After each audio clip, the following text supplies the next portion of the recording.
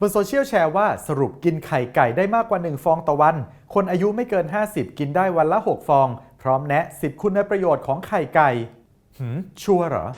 เรื่องนี้ถ้าจริงก็มีประโยชน์และควรรีบบอกกันครับแต่ก่อนจะแชร์ต่อต้องเช็คให้ถูกชัวร์ศูนย์ชัวร์ก่อนแชร์สำนักข่าวไทยอสมทสอบถามกับอาจารย์ที่สถาบันโภชนาการมหาวิทยาลัยมหิดลครับข้อมูลเรื่องไข่ไก่ที่แชร์กันนี้จริงเหรอครับก็มีทั้งส่วนถูกและส่วนที่คลาดเคลื่อนจากข้อเท็จจริงเขาบอกว่าสหรัฐตัดคอเลสเตอรอลออกจากสารอาหารที่ต้องระมัดระวังเป็นจริงครับสหรัฐอเมริกาก็ได้ถอนข้อแนะนำปริมาณคอเลสเตอรอลที่ควรได้รับต่อวันมีการศึกษาชี้ให้เห็นว่าปริมาณคอเลสเตอรอลจากอาหารไม่ได้มีความสัมพันธ์ทำให้คอเลสเตอรอลในเลือดเพิ่มขึ้นร่างกายเราเองสร้างคอเลสเตอรอลที่ไม่เท่ากันเพราะนั้นจะเป็นตัวหลักมากกว่าที่จะได้รับจากอาหารเขาบอกให้กินไข่ได้มากกว่าวันละ1ฟองไม่น่าจะจริงเท่าไหร่นะครับจากหลายๆการศึกษาแนะนำ1ฟองต่อวันเท่านั้นก็ยังไม่อยากให้แนะนำเกินมากกว่า1ฟองต่อวันครับอายุไม่เกิน50เขาบอกกินได้วันละ6ฟอง6ฟองต่อวันนี่คงไม่ได้ครับสำหรับผู้ใหญ่การได้รับมากๆเนี่ยหลักฐานทางวิทยาศาสตร์ก็ยังไม่ได้ชัดเจนว่ามีประโยชน์มากอายุ80กินป้องกันอัลไซเมอร์กินวันละ2ฟองไม่ได้ศึกษาที่อายุ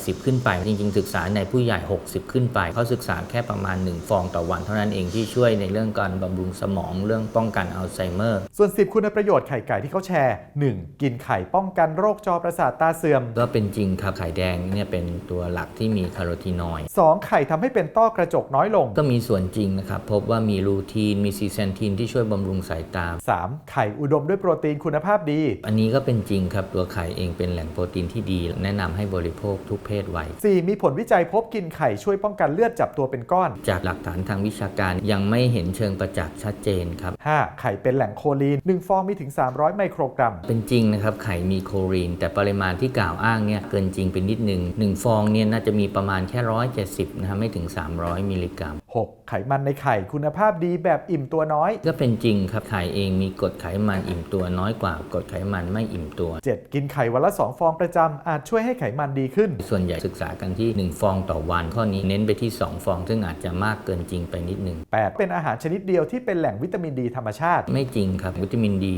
เราพบได้สูงนะครับในปลาในเห็ดไข่นี่มีปริมาณเล็กน้อยเท่านั้นเอง9ไข่ช่วยป้องกันมะเร็งเต้านมถ้ากินไข่6ฟองต่อสัปดาห์ศึกษาดูจากหลายๆแหล่งของวิชาการผมยังไม่พบว่ามีการรายงานในเรื่องนี้ครับ10ไข่บำรุงเส้นผมและเล็บอันนี้ก็มีส่วนเป็นจริงไข่เองก็มีทั้งแร่ธาตุมีโปรตีนด้วยแล้วจริงๆเราต้องกินไข่แบบไหนให้ได้ประโยชน์ครับไม่ควรเกิน1ฟองต่อวันแต่คนที่มีภาวะสุขภาพอย่างเช่นเป็นเบาหวานไขมันในเลือดสูงอาจจะเหลือ5ฟองต่อสัปดาห์อาจจะวันเว้นวันสำหรับเด็กและวัยรุ่นยังไม่มีข้อจำกัดและส่วนใหญ่ปัญหาไม่ได้อยู่ที่ไข่สิ่งที่ควรระวังมันอยู่ที่กระบวนการนำไปทำให้เป็นอาหารถ้าหากไข่ใส่ชีสลงไปกรดไขมันอิ่มตัวจากชีสเนี่ยมากกว่าไข่เยอะมากๆรับประทานไข่เจียวก็ขอแนะนำให้ใช้น้ำมันพืชเป็นหลักก็จะมีไขมันอิ่มตัวน้อยลงกรดไขมันอิ่มตัวนี่ความสัมพันธ์ชัดเจนว่าทำให้คอเลสเตอรอลในเลือดเพิ่มขึ้นไขมันในเลือดเพิ่มขึ้นดังนั้นสรุปแล้วเรื่องนี้เป็นยังไงครับคลาดเคลื่อนจากหลักวิชาการไปหลายจุดก็ไม่ควรแชร์ต่อครับอาหารมีประโยชน์จะเกิดประโยชน์หากกินถูกปริมาณนะครับรู้ทันข่าวปลอมข้อมูลเท็จกับคลิปพิเศษที่ไม่มีบนหน้าจอทีวีกดติดตามช่อง YouTube ชัวร์ก่อนแชร์ครับยังมีอีกหลายเรื่องน่าสงสัยบนสังคมออนไลน์หากได้รับอะไรมาอย่าเพิ่งแชร์ต่อ